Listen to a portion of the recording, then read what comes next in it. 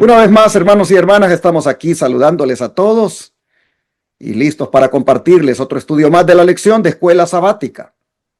Queremos agradecerles su sintonía. Es miércoles 21 de enero, día de oración y testimonios en nuestra iglesia central de Irving, Texas, la iglesia Advenimiento del Séptimo Día Los Tres Ángeles, ubicada en el 210 East 6th Street, Irving, Texas 75060. Rentamos en el templo Irving Church y nos congregamos en la capilla del lado oeste del templo los miércoles. Hermanos y hermanas, quisiera invitarles para que no se pierdan esta bendición. Invito a los que puedan llegar, que no se pierdan esta bendición. Congreguémonos, hermanos. Son tiempos para buscar más de Dios. La presencia del Señor, hermanos, se hace allí de una manera real, cuando hay 2 o 3 reunidos en su nombre. Así que le animo para que venga y adore a Dios con nosotros este día. Bueno, quiero también animarle a usted, hermano, que nos ve en diferentes lugares, a que se conecte por este canal de YouTube, porque el servicio sale en vivo. A las 7:15 de la noche damos inicio con el servicio de alabanza y le invitamos para que se conecte con nosotros y siga la transmisión y siéntase parte de nosotros. Escriba su petición ahí en el chat, porque nosotros tomamos esas peticiones y oramos por usted. Así que no se pierda la bendición hoy a las 7:15, cuando hemos de comenzar con el servicio de alabanza. Será una bendición. También quiero invitarle para que sea un buen mayordomo del Señor, fiel con el Señor, entregándole a Él lo que le pertenece, como son diezmos, ofrendas y donaciones especiales. Y ya no digamos las primicias, como algunos hermanos y un servidor, por la gracia de Dios, ya las entregamos y estamos invitando a otros que quieran hacerlo a que lo hagan. Entregue, hermano, hermana, la primicia al Señor. La primicia es, si tuviera usted cosecha, la primer cosecha que la vende. Mire, unos hermanos allá en México me dijeron hace unos años, o 2 años creo: pastor, ore por nuestra cosecha. Ore por nuestra cosecha. Porque la primera cosecha la vamos a vender y se la vamos a entregar a su ministerio. Por favor, únase con nosotros para orar para que la cosecha sea buena, y la primera es de Dios. Hermanos, dicho y hecho, así fue. Fue buena la cosecha y la primera la entregaron, vendieron todo y lo entregaron en concepto de dinero aquí al ministerio. Pues que yo le he dicho, la primicia consiste en entregarle a Dios lo primero que recibimos de bendición, como resultado de una venta o como resultado de un salario que nos pagan. Uno entrega eso con la fe de que el Dios que lo ha sostenido hasta aquí lo va a sostener para el resto del año. La primicia es un acto de fe, es un acto de darle a Dios el primer lugar. Dios se merece lo primero y lo mejor de nosotros. Por eso es que le invito para que dé las primicias al Señor, que ejerza fe, que confíe en el Señor. Bueno, por supuesto que las primicias no solo es dinero, como prediqué hace unos días, tiene que ver con otras cosas, pero no lo excluye y es la forma tangible de uno mostrarle a Dios cuánto lo ama, también cuánto depende de Él y cuánto uno cree en Él y deposita su fe en Él.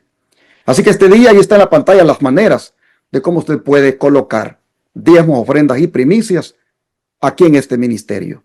Tome nota del número de teléfono 214-881-4029 y WhatsApp más 1-214-881-4029.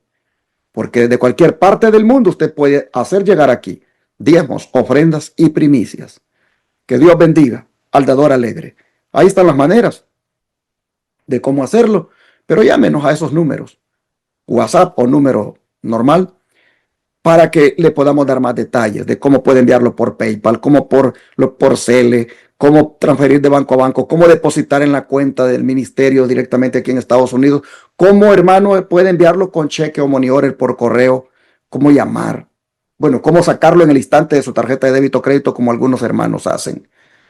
Que Dios les bendiga, yo estoy seguro que no se van a arrepentir a los que hagan esto, porque yo vengo ya varios años haciéndolo y yo no me arrepiento. Oh, hermano, no hay cosa más bonita que probar. Es que cuando Dios dice, pruébame, pruébame, es porque Él sabe lo que tiene para nosotros. Bien, hermanos y hermanas, vamos a oír el versículo de memoria de este día. Amy Dimas, por favor, si nos lo compartes. Adelante, Amy. El versículo para memorizar del día de hoy, miércoles 21 de enero, es Salmo 61:1 y dice: Oye, oh Dios, mi clamor, a mi oración atiende. Se los leo otra vez, dice: Oye, oh Dios, mi clamor, a mi oración atiende. Hermanos, el día de hoy les volvemos a hacer la invitación a poder seguir avanzando en la memorización de la Biblia, y este ha sido el versículo de hoy, Salmo 61:1. Hermanos, hagamos todos el esfuerzo de podernos aprender este corto pero hermoso versículo de la palabra de Dios. Que el Señor les bendiga. Y ahora, después de haber escuchado tan hermoso versículo y la invitación a donde voy a predicar, quiero que Elisha Palma le salude porque está lista para estudiar juntos la lección. Elisha, bienvenida, ¿cómo estás? Bien, pastor, espero que usted también esté bien. Vamos a estudiar la palabra de Dios, ¿verdad? Con esto podemos pasar tiempo con el Señor y ser alimentados para lo que Él tiene para nosotros el día de hoy. Vamos a iniciar con una palabra de oración. Amante Padre, gracias Dios que podemos estar aquí nuevamente a tus pies aprendiendo de ti. Ayúdanos, Señor, a entender las palabras de vida que tiene para nosotros en este día y que podamos entenderlas, aplicarlas y aferrarnos a ella. En el nombre de Jesús. Amén. Amén. Ayer hablábamos nosotros en el estudio de la importancia de ser barbecho, es decir, ablandar el terreno de nuestro corazón. Como en la agricultura se ablanda el terreno no cultivado y que está duro, así también es con el corazón.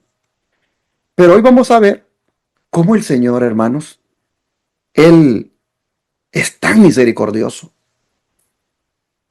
que nos da un poco más de tiempo, en el sentido de que Él ya hubiera venido, Él ya hubiera acabado con todo, pero no lo ha hecho, porque nos ha estado esperando y nos sigue esperando. No sé por cuánto tiempo, porque también la Biblia dice que va a haber un tiempo que ya no va a esperar. Pero mientras ese tiempo todavía lo tenemos, hermanos, deberíamos de aprovecharlo. Elisha, que ilustra la profundidad de la misericordia de Dios, según Oseas 11:7-9 y Lucas 13:6-9. En Oseas 11:7-9 dice así: Entre tanto, mi pueblo está adherido a la rebelión contra mí. Aunque me llaman el Altísimo, ninguno absolutamente me quiere enaltecer. ¿Cómo podré abandonarte, oh Efraín? ¿Te entregaré yo, Israel? ¿Cómo podré yo hacerte como Adma o ponerte como Zeboim? Mi corazón se conmueve dentro de mí, se inflama toda mi compasión. No ejecutaré el ardor de mi ira, ni volveré para destruir a Efraín, porque Dios soy, y no hombre, el santo en medio de ti, y no entraré en la ciudad. Vemos aquí que aunque el pueblo de Dios se rebelaba contra él, el Señor tiene misericordia con su pueblo. Dice aquí que Dios no abandona a su pueblo. Dice que se conmueve de compasión. Y la razón de todo esto es porque dice aquí que es porque Él es Dios. Es interesante porque muchas veces cuando pensamos del carácter de Dios, las personas se imaginan algo más negativo, pero estos versículos podemos aprender que Dios es muy diferente de cómo lo imaginamos. Me trae a la memoria el momento cuando Moisés en el monte Sinaí le preguntó al Señor que le demuestre su gloria. Y la Biblia nos relata en el capítulo 33 y 34 que al demostrarle la gloria de Dios a Moisés, la gloria de Dios era su carácter. ¿Y cuál era el carácter de Dios? Dice que es misericordioso con miles, dice que es tarde para la ira, dice que perdona. Nuestro Dios es un Dios que se deleita en el perdón. Más en Lucas también podemos aprender en el capítulo 13, versículos 6 al 9, dice así. Dijo también esta parábola. Tenía un hombre una higuera plantada en su viña y vino a buscar fruto en ella y no lo halló. Y dijo al viñador, he aquí, hace 3 años que vengo a buscar fruto en esta higuera y no lo hallo. Córtala. ¿Para qué inutiliza también la tierra? Él entonces respondiendo le dijo, Señor, déjalo todavía este año, hasta que yo cabe alrededor de ella y la abone. Y si diere fruto, bien, y si no, la cortarás después. En esta parábola, el viñador es Jesús, la higuera somos nosotros. Al tener un árbol, ¿verdad? Aprendiendo de la agricultura, si tenemos alguna clase de planta o árbol de cualquier alimento, uno espera poder cosechar algo de esa planta. Y es frustrante cuando una planta no da lo que debe de dar. Entonces así nosotros somos las plantas, ¿verdad? Y estamos en la viña de Jesús. Y nosotros también debemos de dar frutos. ¿Y cuáles son esos frutos? ¿Qué se espera de alguien que profesa ser seguidor de Jesús? ¿Qué se espera de un cristiano? Se espera que tenga un carácter semejante al de Cristo. Se espera que esa persona viva como Cristo, que ande como Cristo anduvo. Entonces vemos aquí que el amor de Dios abarca así que si no hay frutos en nosotros, no nos quita, sino que más bien es paciente con nosotros, trabaja con nosotros, nos da un poco más de tiempo para que podamos traer frutos y así se demuestra la misericordia de Dios, porque sigue trabajando con nosotros y no se rinde con nosotros. Yo veo, hermanos, en estos versículos como un conflicto en el corazón de Dios. Porque por un lado le hace ver a Israel cómo actúa, cómo está de rebelde. Mire que le dice, entre tanto mi pueblo, le dice, está adherido a la rebelión contra mí. ¿Qué quiere decir esto de que el pueblo está adherido a la rebelión contra él? Eso no es una caída así ocasional, sino es una adhesión al pecado, hermanos. Aunque lo llaman el Altísimo, no lo exaltan con su vida. Tienen religión de labios, pero son desobedientes y en la conducta lo muestran. Pero Dios viene y tiene un conflicto en su corazón. porque a pesar de cómo ellos son, viene y dice, pero ¿cómo los puedo abandonar? ¿Cómo podré abandonarte, oh Efraín? Oh, mis hermanos, qué Dios, qué Dios más bueno. No es un juez frío, es un padre que, aunque está herido, aunque está con dolor por esa rebelión de su hijo, no lo abandona. ¿Cómo podré abandonarte? ¿Cómo podré ponerte como a Alma y Seboín? Ciudades que fueron enjuiciadas por Dios. Hermanos, Dios se detiene. El juicio es justo, pero la misericordia de Él, hermanos, es fuerte. No ejecutaré, dice, no ejecutaré el ardor de mi ira. En otras palabras, hermanos, Dios se limita por su amor. Porque Dios soy, dice, y no hombre. El ser humano reacciona con venganza, pero Dios responde con misericordia redentora. Eso es lo que está diciéndonos aquí. No elimina la disciplina del Señor, pero rechaza la destrucción total. Porque Dios no disciplina para destruir, disciplina para salvar, para redimir. Hermanos y hermanas, Dios odia el pecado. Ya lo sabemos. Pero ama al pecador. Sus juicios están rodeados de misericordia. Por ahora. Porque hay un día que está reservado cuando la ira de Dios se va a derramar, dice, sin mezcla de misericordia. Así que, ¿qué les parece, hermanos? Si procedemos al arrepentimiento, ya que Él ha prolongado su misericordia y que todavía no la ha acortado. ¿Qué les parece, mis hermanos, si con la parábola que nos ha contado aquí de la higuera estéril en Lucas, qué les parece si nosotros procedemos al arrepentimiento y que no solo existamos en el campo de Dios,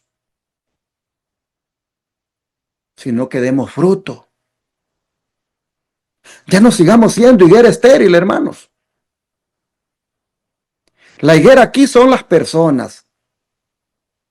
Es el pueblo de Dios que está plantada en el lugar correcto en este mundo, que recibe bendiciones de Dios, pero no produce fruto espiritual. 3 años sin fruto, dijo Jesús en referencia a Israel. 3 años sin fruto, tiempo suficiente para esperar resultados, pero no los dio. 3 años esperando Dios fruto. Esto simboliza, hermanos, la paciencia divina, que ya se estaba agotando. El dueño aquí, hermano, de la viña representa a Dios y su justicia. La pregunta es legítima: ¿por qué o para qué inutiliza también la tierra? Oh, mis hermanos, el viñador es Cristo. Su padre es el dueño de la viña. El viñador es Cristo, que intercede y pide tiempo adicional. Cristo, hermanos, vino para acabar, para abonar con su gracia, con sus enseñanzas. Y dice, ¿por qué no le das? Dice, ¿por qué no le das un año más? Hace 3 años que vengo a buscar fruto en ella y no lo hallo, dijo Dios. Y Cristo dijo, déjala todavía este año. hasta que yo cabe alrededor y la abone. Y si diere fruto, bien, y si no, pues córtala. Hermanos y hermanas, el Señor está diciendo, si no hay fruto, finalmente yo sé que se tiene que cortar. Porque la gracia no es infinita, hermanos. No es infinita en tiempo. Oiga eso, no es infinita en tiempo. Aunque sí es infinita en amor. La gracia es infinita en amor, pero en tiempo no es infinita. A los antediluvianos, 120 años se les ofreció. Y a los 120 años, mire, la viña fue cortada con el diluvio. Hermanos, la conexión que hay entre Oseas 11 y Lucas 13 es que hay un pueblo rebelde en Oseas 11 y hay una higuera sin fruto en Lucas 13. En Oseas 11 Dios sufre y en Lucas 13 Dios, como todo el dueño de la viña, espera. En Oseas 11 es la misericordia la que detiene el juicio. ¿Cómo podrá abandonarlos? Y en Lucas es la intercesión de Cristo la que pide más tiempo. Oh, mis hermanos, en Oseas 11 Dios no destruye. Y en Lucas 13 da otra oportunidad, la última oportunidad. En Oseas 11 se muestra el amor de Dios como Padre. Y en Lucas 13 se muestra la gracia paciente. Ambos textos, hermanos, están conectados. En uno se ve que Dios no se complace en castigar y en el otro Dios espera arrepentimiento verdadero, pero hace saber que la oportunidad no va a durar para siempre, hermanos, no va a durar para siempre. Así que, ¿qué les parece si hacemos una aplicación espiritual? Y la aplicación espiritual es que Dios sigue llamando, aun cuando hemos fallado varias veces. Y que no basta con apariencia religiosa, sino que Dios busca fruto. Porque la higuera aparentaba tener fruto, pero no tenía. Dios no quiere apariencias en nosotros, hermanos, los cristianos. Dios quiere frutos. Y el tiempo adicional que Dios nos ha dado es una oportunidad solemne para que esos frutos se comiencen a dar. Así que, hermanos,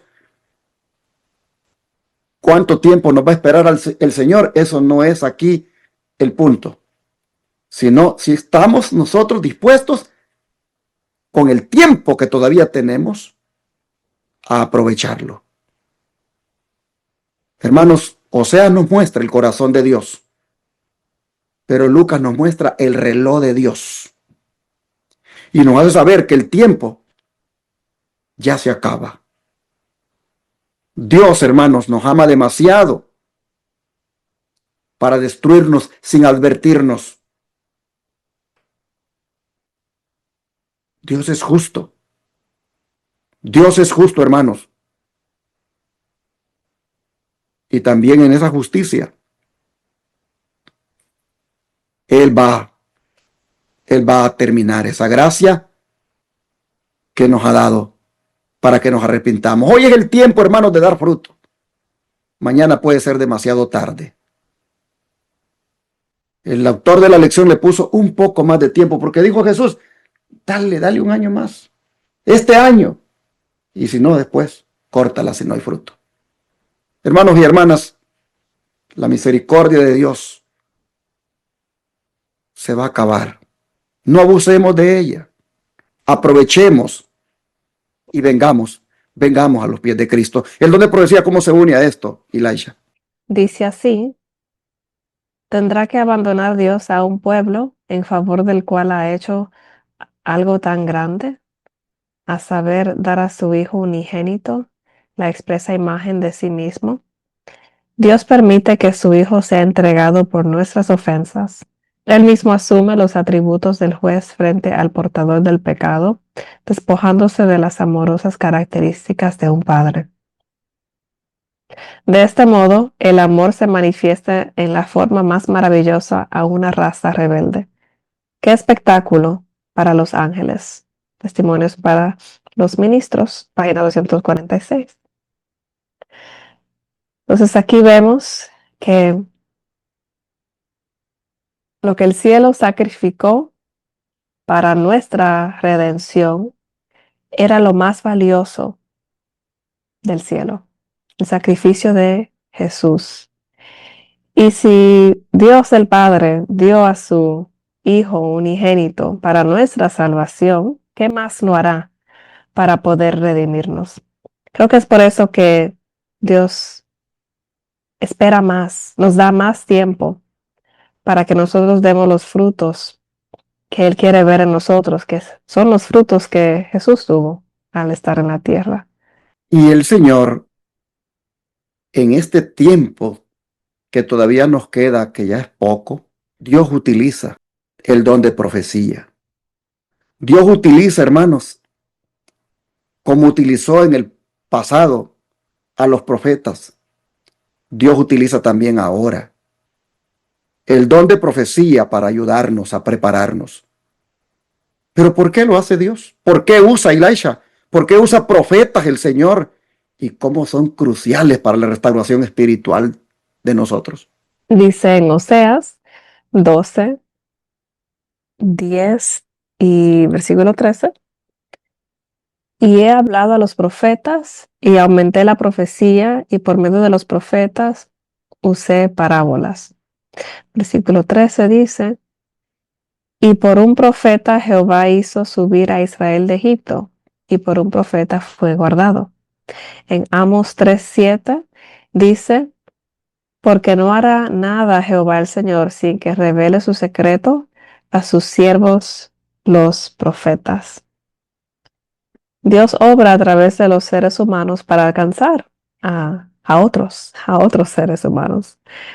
En la Biblia tenemos ejemplos de personas elegidas a ser profetas, que suelen ser personas consagradas a Dios. Así como la Biblia fue escrita por manos humanas, pero inspirada por Dios, así también Dios elige a personas consagradas para darle un mensaje a los demás seres humanos, a su pueblo. Y esto suele ser una obra especial que obra Dios por medio de un profeta, dependiendo de los tiempos por los cuales su pueblo está viviendo. Y en sí, aunque el mensaje viene de un profeta, es un mensaje directamente del cielo. Es un mensaje de Dios. Sí, hermano, Dios no guarda silencio. No ha guardado silencio nunca. Dios siempre ha hablado y lo ha hecho a través de los profetas. Dice que conforme el tiempo ha pasado, Él ha aumentado la profecía. Es decir, Dios no ha dado solo un mensaje, sino que ha dado, hermanos, repetidamente, advertencias tras advertencias. Dios ha hecho llamados insistentes, hasta parábolas ha usado, es decir, ha adaptado el mensaje usando ilustraciones, símbolos y ejemplos que pueda facilitar la comprensión de lo que Él está pidiendo. Así que, hermanos, la ignorancia espiritual de Israel no fue por falta de revelación, fue por rechazo voluntario. Hermanos, ¿desde cuándo dice que comenzó Él a guiarlos por un profeta? Desde cuando los sacó de Egipto. ¿Quién fue ese profeta? Moisés. Moisés fue el profeta, hermanos, que Dios utilizó para liberarlos, para guiarlos, para protegerlos. Oh, hermanos, ya sabemos que Cristo era el que los guiaba, el que los sacó, pero el Señor usaba también a Moisés. Dios usó profetas, hermanos, para salvar a Israel. Pero en los días de Oseas, ¿qué hacía Israel? Despreciaba a los profetas. Rechazar al profeta, hermanos, es rechazar al Dios que lo envía. Y eso es lo que hizo Israel. Así que sería bueno no rechazar a Dios. que habla a través de los profetas. Porque dice, no hará nada Jehová el Señor sin que revele su secreto a sus siervos los profetas. En otras palabras, Dios no actúa de repente, hermanos. Dios advierte. Antes del juicio, Dios disciplina. Antes del juicio, Dios interviene. Dios revela su voluntad. A través de los atalayas, Dios exhorta a su pueblo. Dios es transparente con nosotros. El problema, hermanos, no es la falta de aviso, es la falta de atención a los avisos de Dios. Dios ha estado hablándonos. Mire que la conexión que hay entre Oseas y Amós es bien aquí bonita. Los dos textos, cómo nos enseñan. Amós dice que Dios siempre avisa antes de actuar. Y Oseas dice que Dios habló muchas veces y de muchas maneras.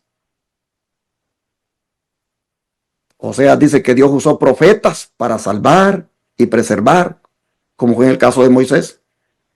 De manera que el juicio, hermanos, no llegó por sorpresa. Fue simplemente por el rechazo persistente. Y yo te pregunto, ¿no habla Dios ahora también insistentemente? Mira, las iglesias del Israel moderno no quieren usar el espíritu de profecía en los púlpitos los sábados. Dicen que eso es para que los hermanos lo lean en la casa. Y los hermanos no lo leen porque no tienen tiempo, están bien ocupados. Y el ministro debería de utilizar el espíritu de profecía los sábados para que oigan al profeta de Dios para este tiempo, hablándoles a través de esos escritos sagrados. Pero no quieren hacerlo. Le niegan al pueblo el mensaje de Dios para este tiempo a través del profeta. Ellos se dedican a lo que la teología u otros teólogos, otros comentarios les enseñan y no ponen el espíritu de profecía, que es la voz para este tiempo. Hermano, Dios sigue hablando ahora, pero está siendo rechazado. Ahí hay algunos que dicen, no me gusta esa iglesia porque muchos hablan de Elena White. Muchos ponen los escritos de Elena White. Dependen más de los escritos de Elena White que de la Biblia. Detrás de esas palabras está rechazando el mensaje de Dios. No seas duro de corazón. Nosotros no ponemos los escritos de Elena de White sobre la Biblia, ni sustituimos la Biblia por sus escritos. Nosotros ponemos los escritos de Elena White para que vean cómo Dios habla todavía en una forma más amplia, lo que primero les leímos de la Biblia. Nosotros predicamos a la ley y al testimonio. La ley es la palabra de Dios y los testimonios son los escritos de Elena White que explican o amplían el significado de la Biblia. Pero a algunos les molesta. Algunos rechazan esos mensajes. Y no los culpo, porque los pastores mismos no enseñan con el espíritu de profecía los sábados. Hermanos, si leyéramos el espíritu de profecía, o si los sermones fueran a la par del espíritu de profecía, no fueran de 30 minutos. Serían por lo menos de 1 hora, porque en 30 minutos se te va rápido el tiempo cuando tú pones el espíritu de profecía a hablar. Hermano, Dios nos advierte a través del espíritu de profecía. El peligro, hermano, no es que Dios no te advierta. El peligro es que te acostumbres a rechazar esas advertencias. Dios, hermanos, habla. ¿Y sabes cuál es el problema? Que a veces oímos, pero lo oímos sin obedecer. Y eso es muy grave.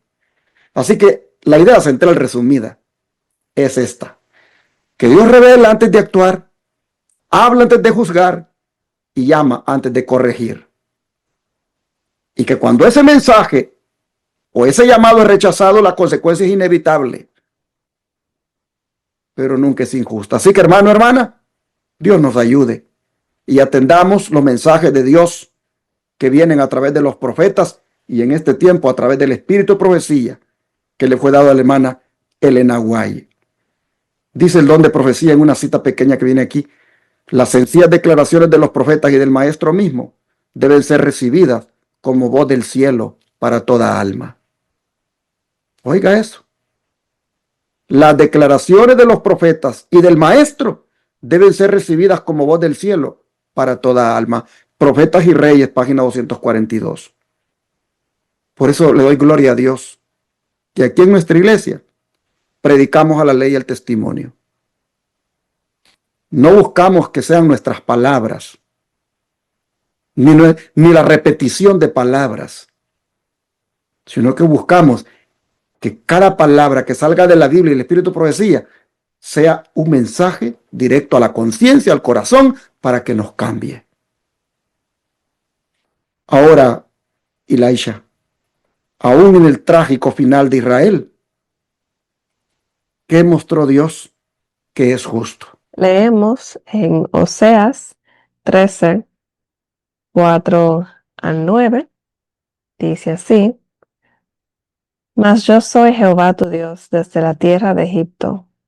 No conocerás, pues, otro Dios fuera de mí, ni otro Salvador sino a mí. Yo te reconocí en el desierto, en tierra seca. En sus pastos se saciaron y repletos se ensoberbeció su corazón. Por esta causa se olvidaron de mí. Por tanto, yo seré para ellos como león, como un leopardo, en el camino los acecharé. Como osa que ha perdido los hijos, los encontraré y desgarraré las fibras de su corazón, y allí los devoraré como león. Fiera del campo los despedazará. Te perdiste, oh Israel, mas en mí está tu ayuda. Y también en Oseas 14:1 leemos: Vuelve, oh Israel, a Jehová tu Dios, porque por tu pecado has caído. Entonces aquí en estos versículos tenemos el triste resultado que Israel cayó por haberse olvidado de Dios. Dice que se saciaron de sus riquezas, de sus bendiciones, se sintieron autosuficientes y se olvidaron de Dios. Esto, claro, trajo consecuencias, porque cuando uno se olvida de Dios, si uno lo pone a un lado, ¿quién viene en lugar de Dios? El enemigo. ¿Y esto trae consecuencias? Sí. Pero ¿es Dios justo por haber hecho esto? Sí, porque Él respetó la decisión del pueblo de Israel, que al rechazarlo, Él los dejó y así vino la consecuencia. Pero aún así está la invitación: vuelve, vuelve, oh Israel. Sí, definitivamente, hermanos, que aquí nosotros vemos el problema de Israel, ¿verdad? Otra vez, hace ver que no fue la ignorancia, sino la infidelidad consciente y constante. Dios, miren ustedes, les proveyó, dice, el pueblo se sació, pero su corazón se enorgulleció, se olvidaron de Dios. No fue la escasez lo que los apartó, sino la abundancia, porque Dios les dio todo lo que necesitaban. Hermanos, el olvido de Dios no comienza con la idolatría, sino con la autosuficiencia de pensar que ya no necesitamos de Dios. Y luego nos lleva a lo otro, a la idolatría. Por eso Dios dice: voy a ser para ustedes como león, como una osa privada de sus cachorros. Esto es lo que nos está diciendo, hermanos, es que Dios había sido pastor, pero ahora sería juez. Dios respondería, hermanos, a esa rebelión, porque Dios no cambia de carácter. Lo que cambia es el trato cuando el hombre rechaza su gracia. Y se los vuelve a decir, te perdiste, Israel, mas en mí está tu ayuda. O sea, hermanos, la destrucción es culpa tuya, Israel, pero yo aquí estoy todavía para ayudarte. Oh, hermanos, qué misericordioso es el Señor. Vuelve, dice, vuelve, oh Israel, vuélvete a Jehová, porque por tu pecado has caído. Hermanos, después de anunciar el juicio, después de decirles por qué están como están, no cierra el Señor, no cierra con condenación, sino con un llamado a volver. Vuelve, reconoce, reconoce tu caída, abandona el pecado, regresa al pacto. El Dios que permite la disciplina, el Dios que permite el castigo, el Dios que hermanos, permite que lleguen las adversidades, también llama al arrepentimiento. Dios salvó a Israel, hermanos. Lo sacó de Egipto. Pero Israel se olvidó de su libertador. Y por eso les dice Dios, el juicio es inevitable. La ruina es inevitable. Pero aún así, dice Dios, lo llamo porque el juicio que les ha venido, es para que se arrepientan, para que comiencen de nuevo. Oh, hermanos y hermanas, el mayor peligro no es la crisis, es la comodidad. Israel fue la comodidad la que lo llevó a lamentablemente perderse. Hermanos, Dios no pierde su poder salvador aunque el hombre caiga profundamente. Y mientras hay aún vuelve, hay esperanza. Así que este día, si usted se ha ido lejos de Dios, si usted ha caído, si usted se ha apartado del Señor, haga una decisión de volver. Haga una decisión de volver porque el Señor todavía lo espera. El pecado lo ha destruido, sí, pero Dios todavía tiene un mensaje de salvación para usted. Hermanos, la caída es humana, pero el regreso es divino. Regrese al Señor, hermano, hermana. El llamado al regreso es divino. Regrese. Ese es el mensaje de Dios. No sé cómo está su vida, hermano, hermana. No sé si usted anda hundido en el pecado. Ha andado hundido en el pecado. Anda desagradándole a Dios con lo que hace. Escuche el llamado de Él y le dice, vuelve, vuelve, vuelve porque tu pecado te tiene así, pero si vuelves todo va a cambiar, porque yo te voy a perdonar, voy a quitarte la carga del pecado que te agobia y haré de ti una persona libre. Aprovechemos, hermanos, el poco más de tiempo que todavía tenemos para volver a Dios. Vamos a cerrar con el don de profecía. Aquí hay dos párrafos, te lees tú el primero, Elisha, y tu servidor el segundo. Dice así: los padecimientos de ellos son muchas veces representados como castigo que cayó sobre ellos por decreto del Altísimo. Así es como el gran engañador procura ocultar su propia obra. Por la tenacidad con que rechazaron el amor y la misericordia de Dios, los judíos le hicieron retirar su protección y Satanás pudo regirlos como quiso. Las horrorosas crueldades perpetradas durante la destrucción de Jerusalén demuestran el poder con que se enseña Satanás sobre aquellos que ceden a su influencia. Aquí lo tenemos, que cuando se rechaza a Dios, Dios se aparta. En ese sentido, podemos ver que Dios es un caballero porque Él respeta la decisión que tomamos. Y si no tenemos a Dios en nuestro lado, viene Satanás. Y aquí podemos ver que no es Dios que nos castiga, sino que nuestras decisiones tienen sus propias consecuencias. Y si abandonamos a Dios, Él se retira. Viene Satanás y Satanás ejecuta su voluntad sobre aquellos que rechazan a Dios.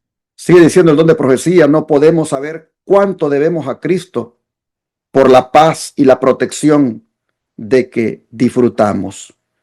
Es el poder restrictivo de Dios lo que impide que el hombre caiga completamente bajo el dominio de Satanás. Los desobedientes e ingratos deberían hallar un poderoso motivo de agradecimiento a Dios en el hecho de que su misericordia y clemencia hayan coartado el poder maléfico del diablo.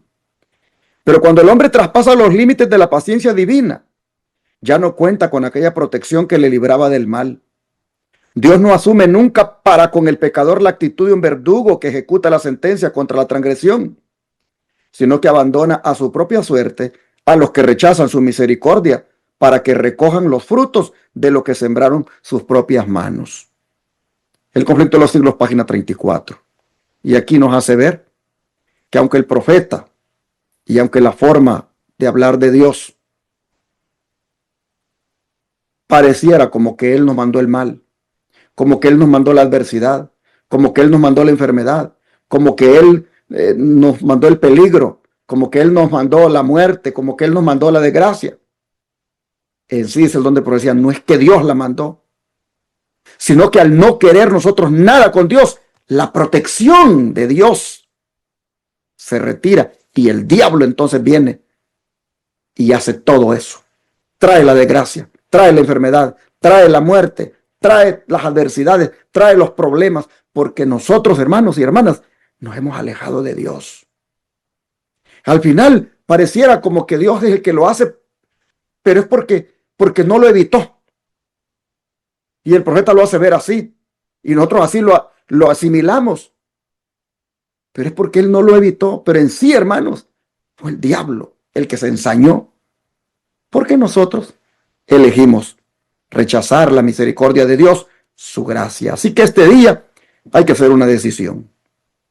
Y es aprovechar el tiempo que todavía tenemos de gracia para escuchar a Dios, poner atención a sus palabras y poner por obra su mensaje.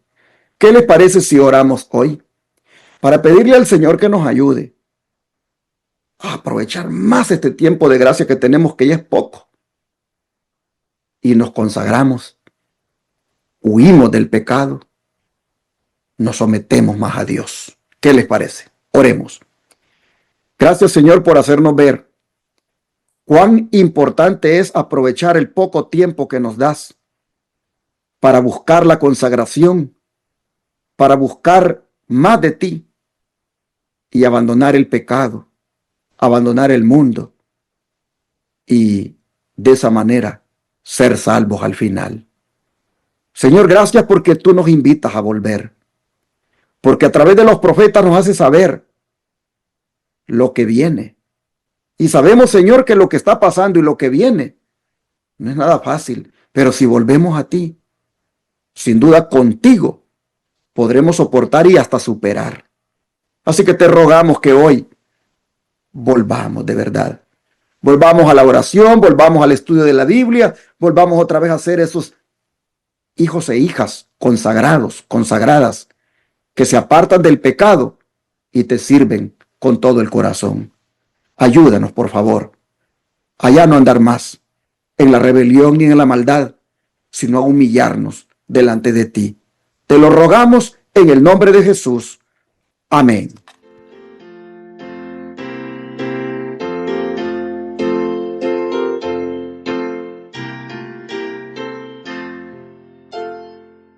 En tu nombre comenzamos esta escuela, oh Señor.